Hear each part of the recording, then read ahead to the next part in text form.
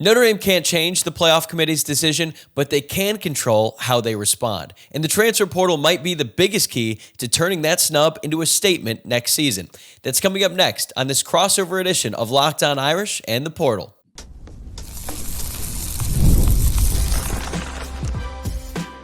You are Locked On Irish, your daily podcast on the Notre Dame Fighting Irish.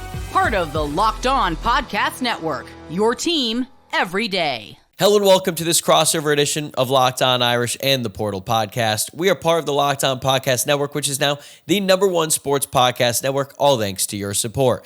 I'm your host, Tyler Wojcick. I'm a Notre Dame alum, producer at Fox Sports, and I've been covering the Irish since 2020. I am thrilled to have you here with me on Thursday, December 11th, and thanks for getting your day started right here by making this your first watch or listen of the day. This episode is presented by FanDuel. If you want to be right in the middle of the action this season, visit FanDuel.com and place your NFL live bets all season long. And if you're watching on YouTube, please subscribe to the channel or follow the show on your preferred podcast platform so that way you never miss an episode. And don't forget to submit your mailbag questions for tomorrow's show in the YouTube comments, on X at Locked On Irish, or on Instagram at Locked On Irish Pod.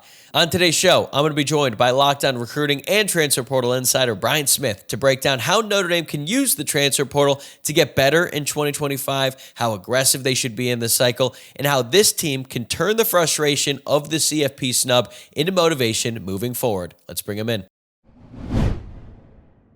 It has been a crazy week around South Bend, and who better to help make sense of all the absurdity than Locked On's very own recruiting and transfer portal insider, Brian Smith, who joins us now. Brian, you followed Notre Dame for a long time. What has been your biggest takeaway after everything that has transpired since Sunday afternoon?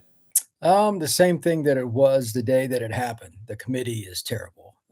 Whether you're a fan of Notre Dame or not, how they organized it, how they explained it for Miami, for Notre Dame, for Alabama, for anything is not very rational.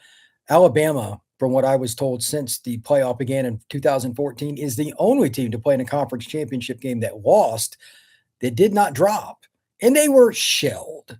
So that's just one example. Miami and Notre Dame, the game was in August. You didn't know that Notre Dame lost that? You can't compare them until the end. Like, that has no rational thinking either. Like, if you want to just go head to head, that's fine. You should have just said that at the beginning. That's fine. But why would you shift it to they made no rational sense. So I'm just going to go ahead on record and say this is the worst playoff committee of all time. It's hard to disagree with that. And the fact that every year we basically have a brand new committee, I understand that committee members are there for 2 years. But the fact that this year's committee would operate almost completely differently compared to last year's, when I'm forgetting the name of the chairman who went out there and said, going into conference championship weekend, if you are not playing this weekend, you cannot move up or down. And then for them to just turn back on that this year, like, I think most rational Notre Dame fans are not arguing, oh, well, Notre Dame should have been in over Miami. It's how the whole process has been constructed and the way that it just changes on a year-to-year basis. So I don't have any high hopes for next year either. The only thing that I will say from a Notre Dame perspective next year, while you're losing some good players, the schedule next year is a lot easier, especially at the beginning. Like, you and I were just talking off air. Hey, look, no offense, but Wisconsin's terrible. You're opening the season with them. I expect that to be 35-10. Miami was never going to be 35-10. It was A&M. So Notre Dame should probably be, barring some switching with the schedule, Freeman's teams don't start fast, but with this schedule, they're going to be 4-0. So that should really help. Their schedule next year is pretty weak. If Notre Dame doesn't finish 11-1 or 12-0 next year, that's completely on Notre Dame.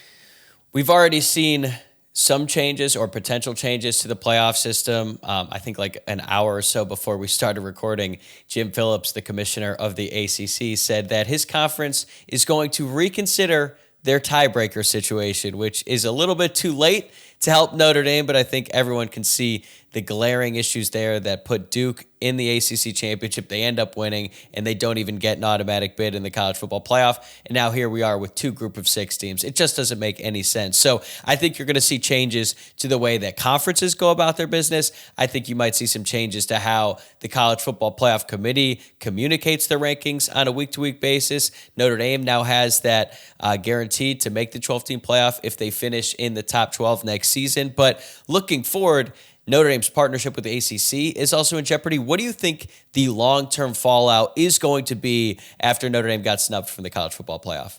It's a matter of time before Notre Dame is done with their quote unquote football affiliation with the ACC. And of course, if football's out, let's just cut to the chase. The ACC is not going to have much interest in the Olympic sports.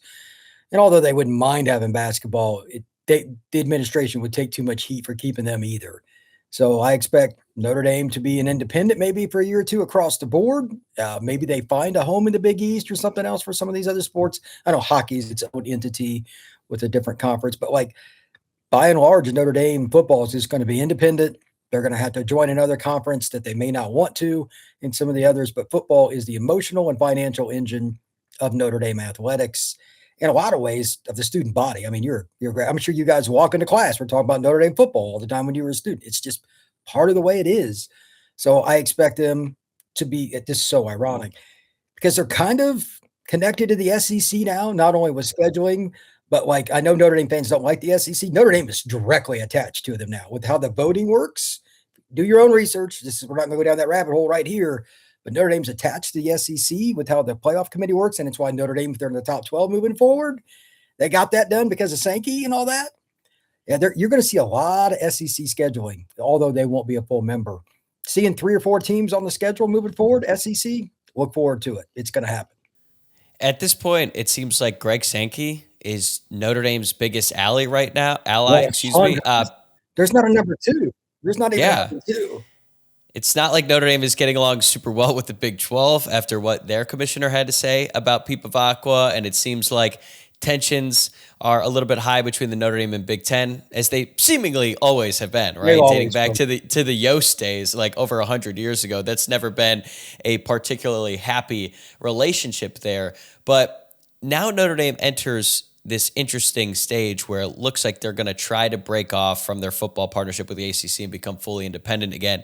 And as you pointed out, they do have something going here with the SEC. The fact that they were able to schedule Auburn in 2027 and 2028 in a home and home, and not only that, Auburn was willing to play Notre Dame in the middle of October, which is not something that most teams want to do. I think that's a great example of how this relationship, or this maybe even this partnership, we should say, between Notre Dame and the SEC works. So going forward, do you see a scenario where maybe the Olympic sports at Notre Dame end up joining the Southeastern Conference, or is this more of a football-only partnership? I don't know. There's a couple ways you could look at that. I'm sure the SEC, because, I mean, I live in Alabama. It doesn't get more football crazy than where I live. I live in Auburn. So I know what that looks like. Having stated that, they love everything now. Like they're into basketball, women's softball. It doesn't matter. They support their teams. If Notre Dame wanted to join there, they probably could in a lot of ways. Now, a lot of people say, well, it's not necessarily social fit. It's not. And I'm being kind. It's not at all. But this is about sports. So is it possible? Yeah, I doubt that's the way they go. I think your point, Big East, is more likely, but with a strong out-of-conference mix, home and home in baseball with Georgia or whatever, just to make it work. And again, the key, if Notre Dame votes with Sankey and the SEC on how the playoffs work, Notre Dame football is set. I know it's not right, but that's just how the world works business-wise. And I guess they align anyway. Notre Dame's not going to do it just for fun. They're helping themselves. But because of that, you're going to see sports that you and I don't really follow, like, oh, they're playing another SEC team this week. You're going to see that.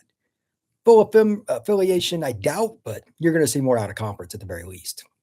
Yeah, I get the sense that it would be more football focused. And as I've thought about it more and more, the idea of Notre Dame taking their Olympic sports back to the Big East is probably the best option for all of them, right? Like at this point with the ACC and basketball, they're just not a very good conference anymore. Yeah, they have Duke. Wow. Yeah, they have North Carolina. But like, I mean, I grew up really caring about Notre Dame men's basketball. There's so many great games in the Big East. So hopefully that ends up being the route that they go. But I think a big reason why Notre Dame and the athletic director, the administration, they opted out of a bowl. Clearly, they're emotional because they did not make the college football playoff, and this team had a realistic chance to win a national championship. So this hurts me to ask you, but how good, in your mind, was this Notre Dame team compared to some of the best Irish teams that you have seen over the years? Oh, this team was, if you looked at the Vegas odds or what the metrics were and all that, they all kind of matched with where I thought. They were one of the top 6 teams in terms of if you just played everybody on a neutral field, everybody played everybody. Now, that's hypothetical. They're one of the top 6 teams based on Vegas, based on stats, based on high-end NFL players. They're a team that has a quarterback that can lead a late game chart. They have everything. So it hurts. This is one of the top 5 teams that I've seen in Notre Dame football history because it was so balanced in terms of a roster. Even like the Brady Quinn teams in 2005 and 6, they didn't. That defensive line had a couple of really good players in 2006, but like the 2005 team lost guys, etc. It's different. I don't think you're going to see many teams like this. It's hard in today's era. Notre Dame keeps players on their roster. They don't leave. And you're not going to get Jeremiah Love again. I mean, Price would have started at Notre Dame 99% of the time in my lifetime, and I'm 52 years old. He was the freaking backup. I mean, it's just crazy. He's an NFL player. He's going to play in the NFL for like 5 years. And he didn't start. So, yeah, it sucks. But at the same time, I think Notre Dame is now going to be the absolute number 1 trendsetter in college football. And if you think the hate was bad for Notre Dame, wait until you see the future schedule start to roll out. It'll be fun for Notre Dame fans, but people think that Notre Dame's going to get iced out. 0% chance. Advertisers love them. ADs love them. And everybody's got to pay for Title IX. That stat that Pete gave, 23% for ACC games selling out. But when Notre Dame's there, 90%, that's in any league. What do you think is going to happen with SEC towns with money when Notre Dame goes rolling in to play Tennessee or Auburn or Bama or Texas? It'll be a money trove. So Notre Dame's schedule will be better, and they're not going to need a conference. All right, we have talked about the big picture fallout from the playoff snub. Coming up next, we're going to discuss how Notre Dame actually responds on the field, starting with the transfer portal. Stay with us. You already live your team every day. Now take it up a level and go ad-free. Join the Everydayer Club today and get Locked On Irish or the Portal Podcast with no interruptions, members-only Discord access, and more, all for just $5 a month or $50 a year. Go to lockedonirish.supercast.com. That's lockedonirish.supercast.com or check the link in the show notes to learn more. Today's episode is brought to you by Aura Frames. The holidays are officially here, which means gift hunting season is on. And if you want something meaningful, personal, and guaranteed to get a reaction, Aura Frames is the gift that delivers every time.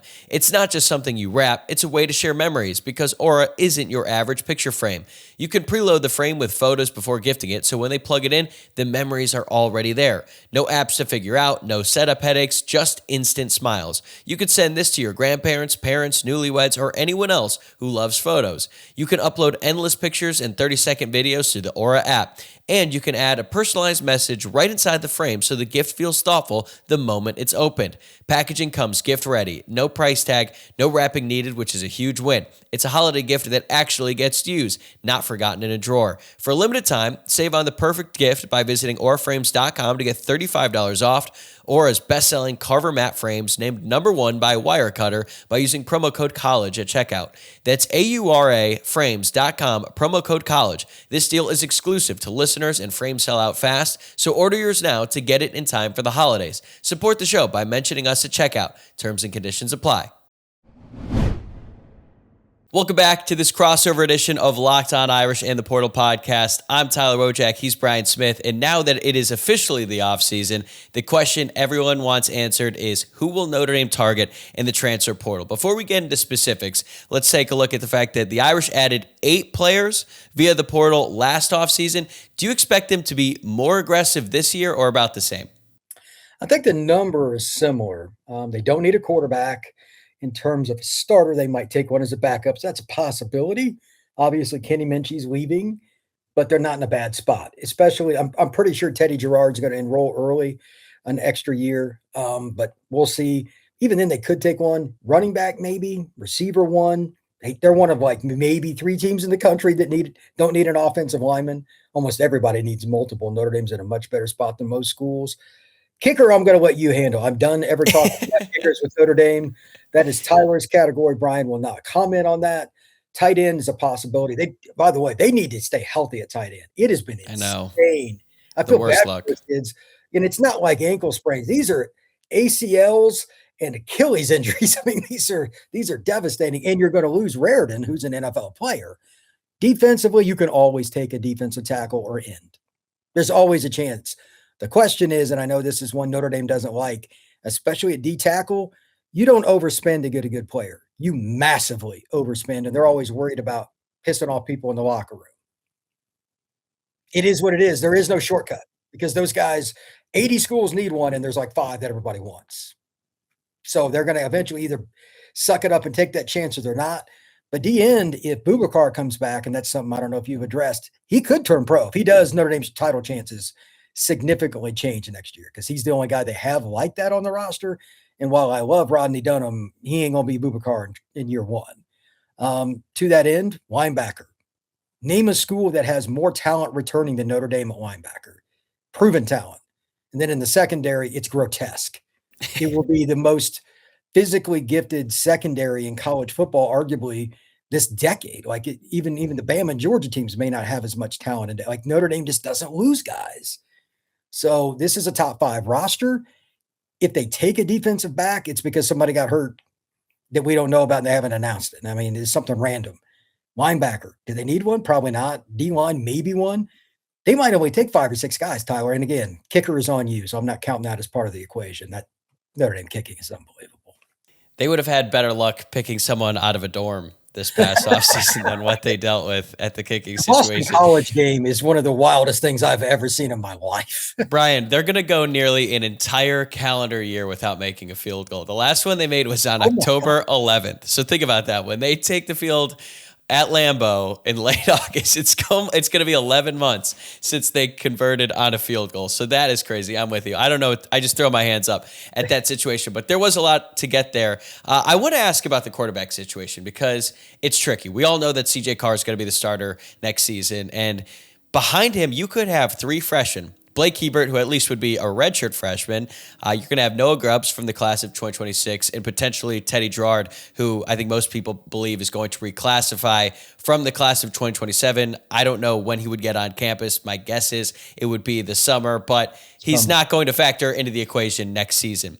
That's a lot of bodies with little to no experience. So how could Notre Dame go about bringing in an experienced transfer quarterback to back up CJ Carr? I think that's easy to say on paper, but like in this modern portal landscape, is that a realistic option?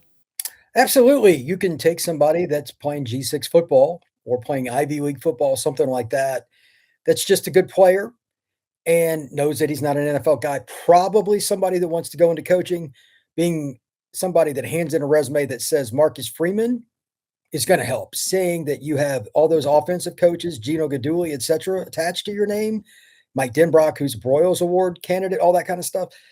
That's my guess. And a lot of guys that know they're not NFL guys, they're probably going to go that route. They want to be at Tennessee under Heupel or whatever, Sark at Texas. It's possible. Is it somebody that you want starting against Miami next year? Probably not. But that's the problem. You're not going to get an elite guy because nobody's going to come because CJ's here. It's everything next year for Notre Dame is if Boubacar comes back and CJ can't get hurt. That's just the way it is. Is that fair? No, but college football is the definition of not fair. So it is what it is. I mean, you look at Ole Miss, they did bring in Trinidad Chambliss from the FCS. I think that's an outlier. I don't think you can just expect that type of situation. Yeah, exactly. Division 2, he wasn't even FCS. Yeah. That's so wild. And by the way, he visited Notre Dame as a recruit, just by the way. There you go. And I don't even think Lane Kiffin had any idea just how good of a player he was getting in Chambliss. Like his rise this season was just incredible because if people aren't that familiar, Austin Simmons was supposed to be the guy. And then they went into the FCS ranks. They bring in Trinidad Chambliss from, is it Ferris State? Is that correct? Yeah, brings him in, and then Simmons goes down, Chambliss starts playing, and he kind of lights the world on fire. And now Ole Miss is in the college football playoff without a head coach. But the interesting thing is last year they were finalizing their portal class during an extended college football playoff run, although I know a lot of the work had already been done ahead of time. How could Notre Dame use this extra time that they didn't have last year to maximize their portal haul? I think it's just about organization. The way the back offices, I'll try to keep this short, it is complex. The way the back offices work is that's their job year round. But now the coaches have at least theoretically a little bit of time to work on it, even if they're away from the office. And I bet Marcus told a few of the guys, hey, yeah, work with the kids, find out who's coming. You got to do your position player by player evaluations, your end of year review, just like a job, really. But we got to hit this running. And I did something on the Portal podcast on Wednesday. I do a live show talking about different guys. Nick Marsh is going into the portal. Let's just use that as an example. And I'll ask you because you're a student at Notre Dame's, but always been really funky about this. They do not like transfers very much at Notre Dame, and that's being very kind. Nick has been at Michigan State 2 years. But if you give Nick Marsh to Notre Dame next year, that's a top 3 team. I mean, you put him next to Faison, the tight ends that hopefully some of them are actually healthy next year. They still have a really good running back room, and CJ Carr might be the most talented passing quarterback in the country. They're going to drop 40 a game. Are they going to get that guy? Because you're not going to replace Malachi Fields very easily, but Nick Marsh is even better in terms of talent. So those are the kinds of things they got to figure out administratively. How do we do this? How much of our money? I don't see how it can't be a positive. You can at least work on those goals. And again, I'm just using Marsh as somebody that's fresh in my brain, but they may not take a lot of guys, but maybe this is the year they just, like, again, you will never spend money that's equal at defensive tackle to get the talent. You're going to pay twice as much minimum for the player. It's just because of supply and demand. If you add an elite defensive tackle this year, they're undefeated. I mean, they wouldn't have lost either one of those games. I mean, I know it's a pride thing. Do you want to win?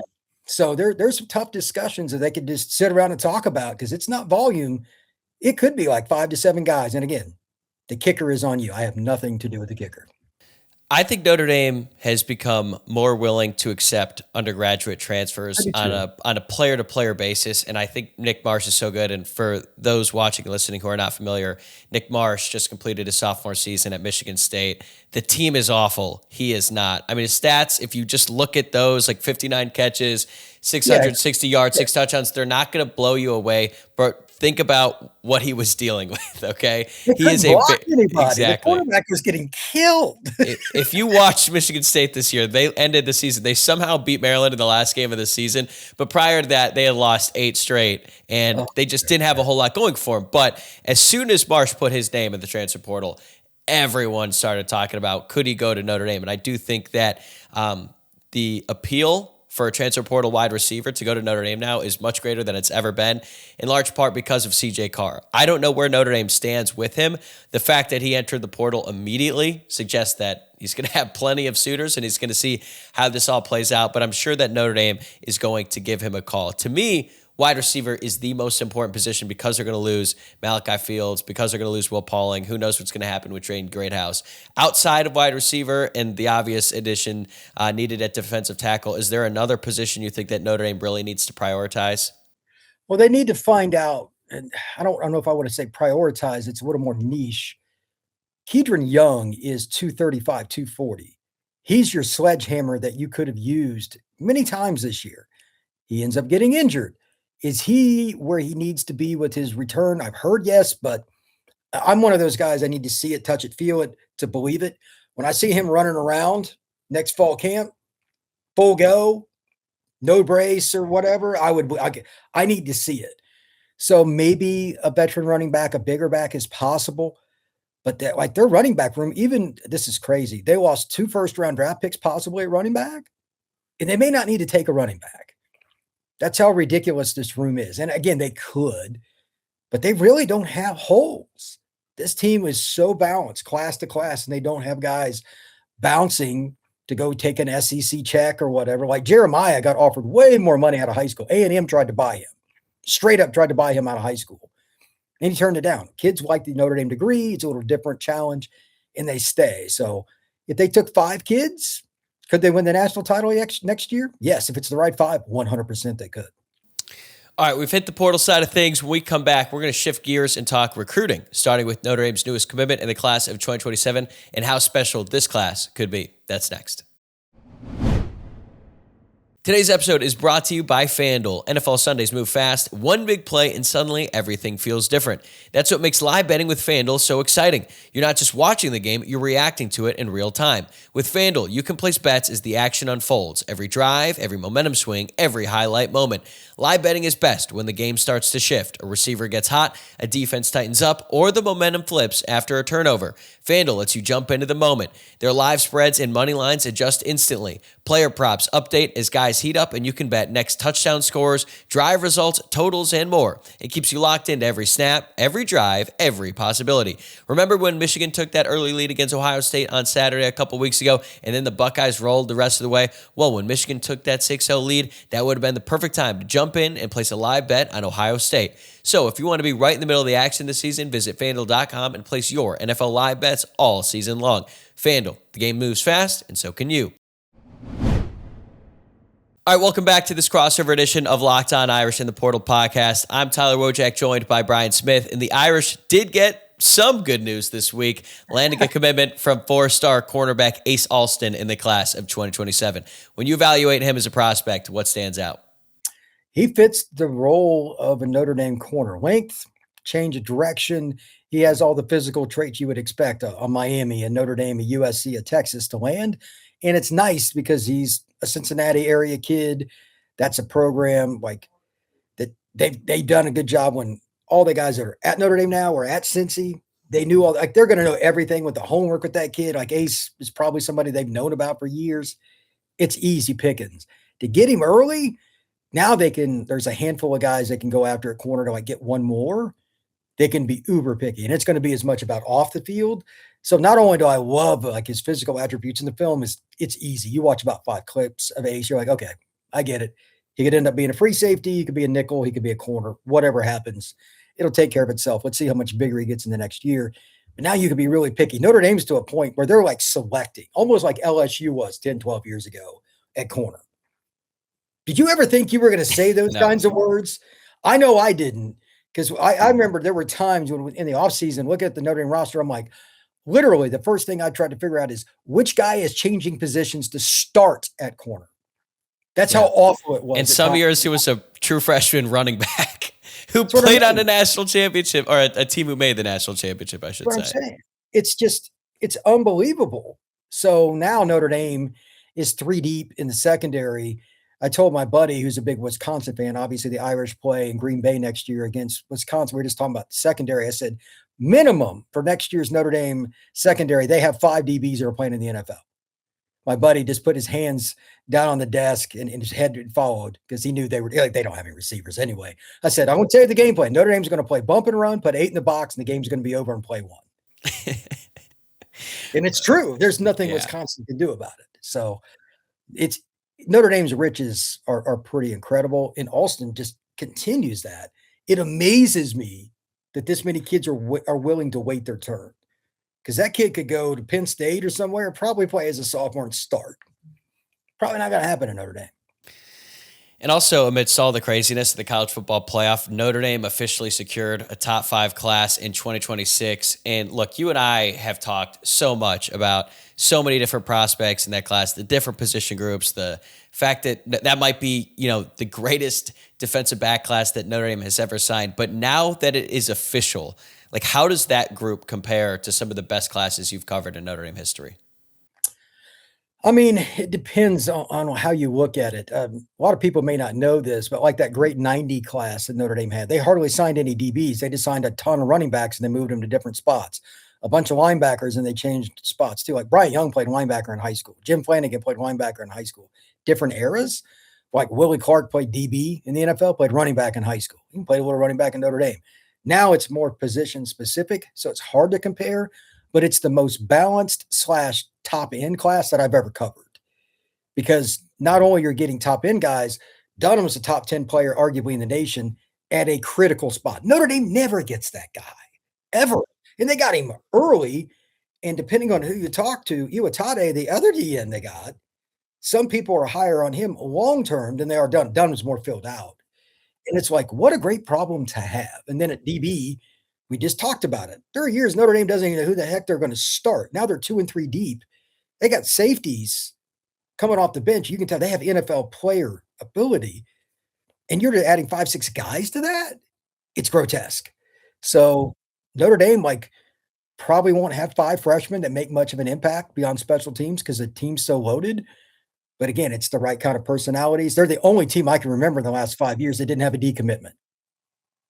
I literally don't know one, like Georgia, Bama, Clemson, anybody. Unbelievable. This is the most together recruiting effort I've ever seen in major college football. Yeah. So take from that what you will.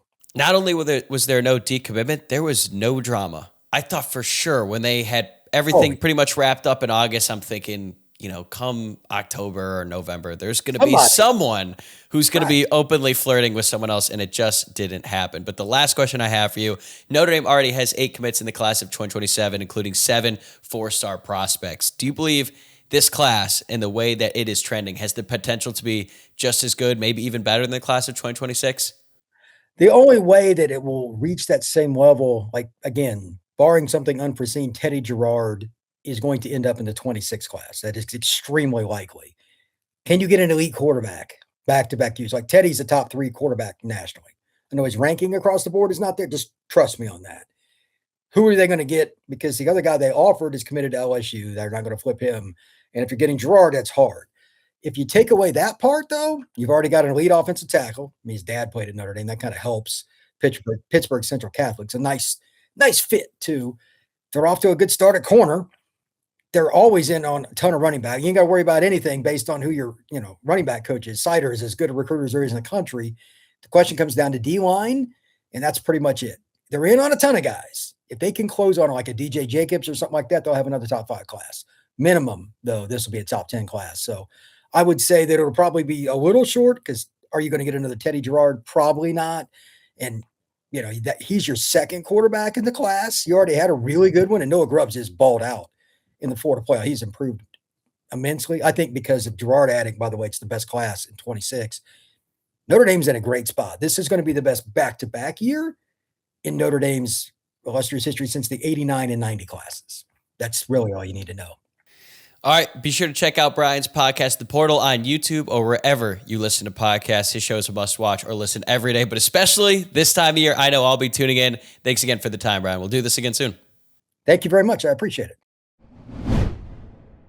All right, that's going to do it for today's crossover episode. Thanks again for making this your first watch or listen of the day. Make sure to subscribe on YouTube, follow the show wherever you get your podcasts, like the video, or if you're listening on audio, drop a quick rating and review. It goes a long way, and we really do appreciate it. And keep sending in those mailbag questions for tomorrow's show in the YouTube comments on X at Locked On Irish or on Instagram at Locked On Irish Pod. And before you go, did Locked On Irish or The Portal make your Spotify Wrapped? Prove it on social media to secure a free month of our brand new Everydayer Club. Just tag our national Locked On Podcast Network account on any social platform and we'll drop you a code. Be one of the first to join the Everydayer Club to get your favorite show ad-free and exclusive access to the members-only Discord channel. I'm going to be back on Friday with the mailbag. I'll see you then.